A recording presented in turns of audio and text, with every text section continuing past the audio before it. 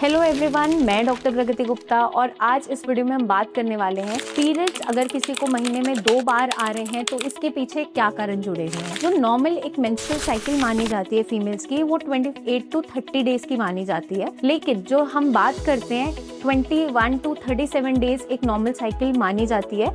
7 days prior periods का आना और 7 दिन बाद आना वो भी नॉर्मल माना जाता है। जो आपकी लास्ट मेंस्ट्रुअल डेट थी उससे अगर एक हफ्ता पहले आपको पीरियड्स आ रहे हैं या एक हफ्ता बाद भी आ रहे हैं, that is normal for every female, क्योंकि हर फीमेल के अंदर जो मेंस्ट्रुअल साइकिल है वो इसी तरीके से चलती है। लेकिन कभी कभार क्या होता है कि आपको लास्ट पीरियड्स आए और फिर 15 दिन बाद फिर से पीरियड्स आ गए, तो ये बिल्कुल भी नॉर्मल नहीं है। कुछ बॉडी के अंदर ऐसी कंडीशंस तैयार हो रही होती है जिसकी वजह से ये हमें जो इरेगुलरिटी है वो देखने को मिलती है। कभी कभार फीमेल्स का जो फ्लो है वो भी ज्यादा हो जाता है, कई बार स्कैंटी फ्लो आ रहा होता है, कम पीरियड्स आ रहे होते हैं, लेकिन बार बार आ रहे हैं, तो ये नॉर्मल नहीं माना जाता। कई बार जो आपके हार्मोनल इम्बैलेंसेस है उसके कारण से भी ऐसी इरेगुलरिटीज आपको देखने को मिल जाती है, स्पेशली पीसीओडी के अंदर, या अचानक से आपने एकदम से वेट लॉस किया है या अचानक से वजन बढ़ गया है, उस फ्लक्चुएशन के रहते हुए भी हमें पीरियड्स पे ये असर देखने को मिल जाता है।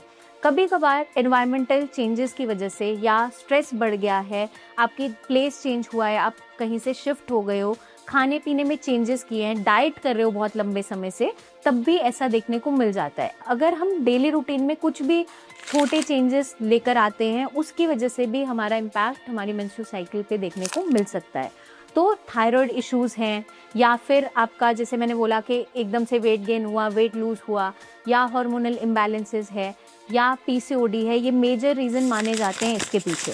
तो आपको क्या ध्यान रखना है कि अगर आपके साथ रिपीटेडली ऐसा हो रहा है, क्योंकि वंस इन अ वाइल कभी साल में एक आधी बार हो सकता है किसी के साथ, बट ऐसा अगर हैबिट में ही आ गया है कि हर महीने ऐसा हो रहा है या लगातार 3-4 महीने ऐसा हो रहा है, तो इसको बिल्कुल भी निग्लेक्ट नहीं करना है। नियर बाय डॉक्टर से मिलिए और अपने कुछ लैब इन्वेस्टिगेशंस करवाइए, जैसे कि आपका सीबीसी, आपका कंप्लीट ब्लड काउंट है जो ब्लड टेस्ट होता है, आपका हार्मोनल एसिड जिसके अंदर आपका प्रोलैक्टिन लेवल्स, एफएसएच है, एलएच है, या फिर आपका एएमएच है, वो सारे के सारे देखे जाते हैं, ताकि कोई भी हार्मोनल इम्बैलेंसेस की वजह से आपकी साइकिल पे कोई असर तो नहीं आ रहा है, वो हम रूल आउट कर पाते हैं।